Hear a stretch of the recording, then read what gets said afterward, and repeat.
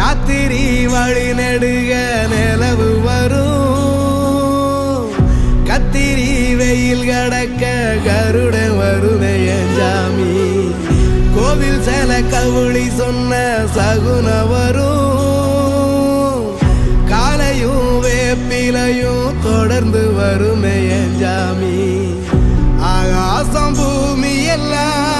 அறுதல கூட வரும் அண்ணாந்து பார்க்கையில தூரல் வரும் ஒய்யார தூளி தந்த